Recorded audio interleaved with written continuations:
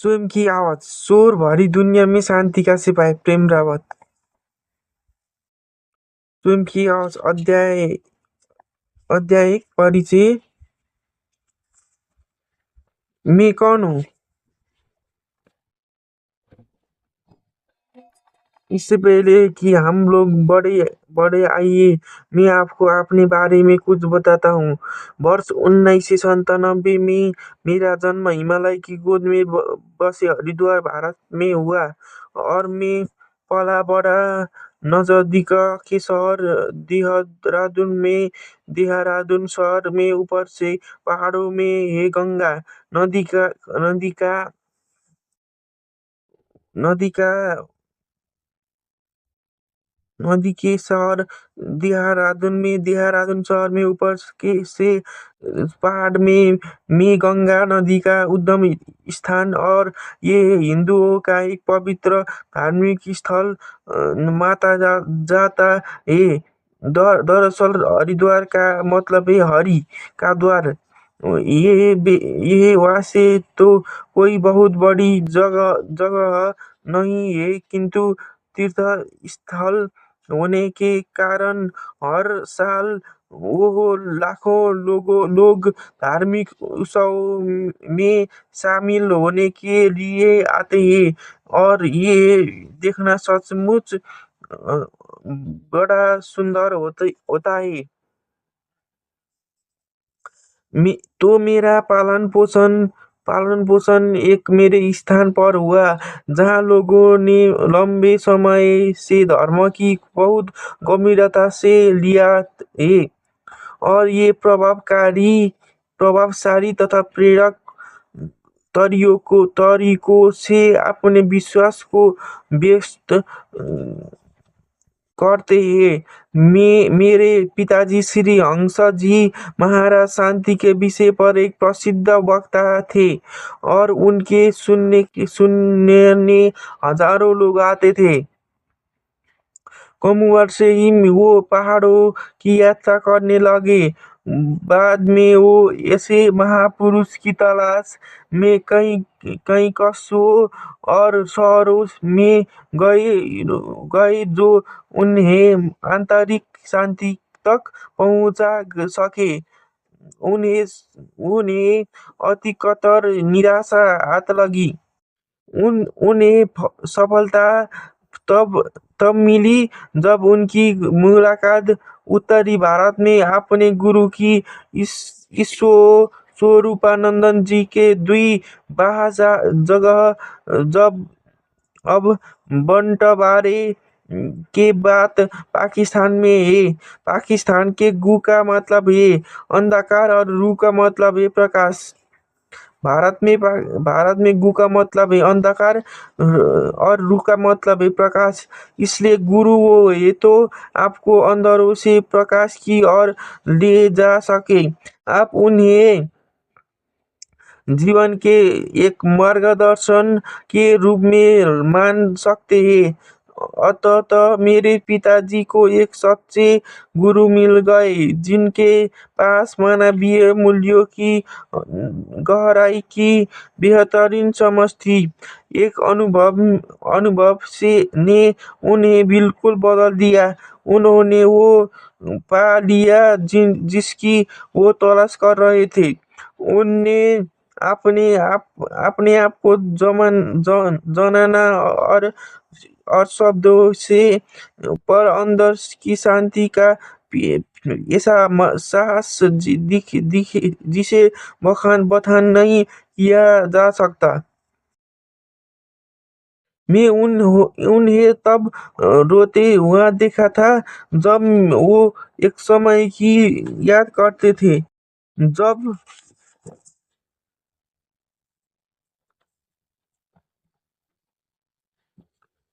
जब उन जब जब उन जब उन जब उन्हें आफ्नो गुरु के आत्मज्ञान का उपहार पाने का अवसर मिला। वो अवसर 15वीं सदी के प्रसिद्ध संत कवि कबीरदास जी के एक दोहे का उदाहरण देते थे। उन्होंने अपने गुरु के साथ साथ साथ कुछ वैसे की संबंध की अनुभूति की थी। जाता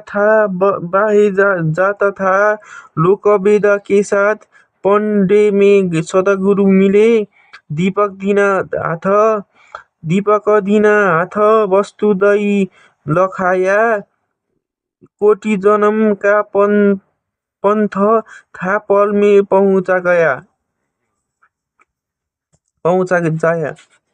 मेरे माता-पिता की बाद में देहरादून में एक एक घर लेकर उन्होंने लगे, लेकिन मेरे पिताजी अभी भी उस केंद्र से कार्य करते थे जो थोड़ी ही दूर हरिद्वार में स्थित था। वहाँ से वो अपना संदेश उन सभी लोगों तक पहुँचाने लगे जो उनको सुनना चाहते थे। उन्होंने उसी पुरानी परंपरा को आगे बढ़ाया जिसमें सदियों के गुरु अपने शिष्य को बागडोर सौंपते थे। मेरे पिताजी के मामले में वो श्री स्वरूपानंद जी थे, जिन्होंने एक कार्य के लिए मेरे पिताजी को चुना। मेरे पिताजी के संदेश का मूल था कि जिस शांति की तुम तलाश कर रहे हो वो कहीं बाकर तुम्हारा इंतजार नहीं कर रही है, बल्कि वो हमेशा से तुम्हारे अंदर है। परंतु उससे जुड़ने के लिए तुम्हें खुद निश्चय करना पड़ेगा। जैसे कि आप देख रहे हैं, मेरे खुद के तरीके में भी आपके द्वारा चुनाना निर्णय लेना इसका एक जरूरी हिस्सा है। मेरे पिताजी इस पुरानी मान्यता की स्वीकार नहीं करते थे कि हर व्यक्ति ज्ञान नहीं पा सकता। उस उस समय भारतीय समाज उच्च-नीच, विदेशियों के प्रति संदेह और एक कठोर जात-पात की व्यवस्था में बटा हुआ था, लेकिन मेरे पिताजी ने हर पुरुषों का पूरे मानव परिवार का हिस्सा माना। आप किसी भी जाति, धर्म, सामाजिक स्तर के हो, स्त्री हो या पुरुष, उनके साथ जुड़ सकते थे और उन्हें सुनाने के लिए बिना बिना किसी भेदभाव के आ सकते थे। मुझे याद है कि एक कार्यक्रम में उन्होंने एक अमेरिकी जोड़े को मंच पर बुलाया और उन्हें विशेष अतिथि बनाकर सम्मान के कुर्सियों पर बिठाया। एक ऐसे लोगों के लिए एक चुनौती थी जो ये सोचते थे कि विदेशी व्यक्ति आध्यात्मिक रूप से अशुद्ध और किसी तरह से कम था या अलग है।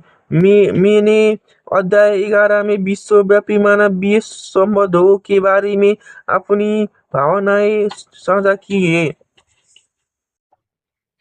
जब जब भी मुझे उनके चरणों में बैठकर उन्हें सुनने का अवसर मिलता था, मैं अपने पिताजी से सीखता था।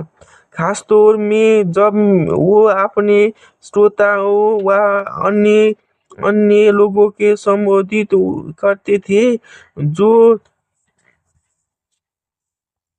जो उनके उनके जो उनसे उनका संदेश व ज्ञान प्राप्त करने के लिए आते थे।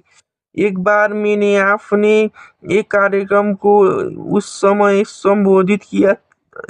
अब मेरी उम्र केवल 4 वर्ष थी।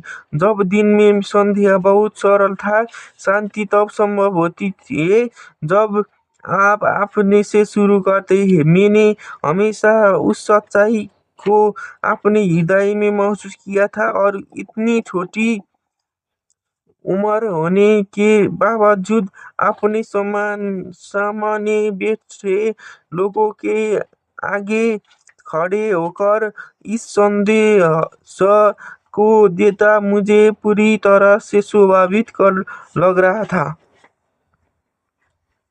2 साल बाद की बात है। एक दिन मैं अपने भाइयों के साथ बाहर खेल रहा था। तभी कोई अंदर से हमारे पास पास आया और कहा कि आपके पिताजी जी आप सबको अंदर बुला रहे हैं। अभी हमने अरे सोचे, हमसे कोई गलती तो नहीं हो गई। जब हम अंदर गए तो पिताजी ने पूछा, क्या तुम ज्ञान लेना चाहोगे? ज्ञान वो शब्द था जिसे वो और अन्य लोग आत्मज्ञान में जुड़े विधि को बताने के लिए इस्तेमाल करते थे। बिना सोचे हम सब ने कहा, जी हम जी हाँ।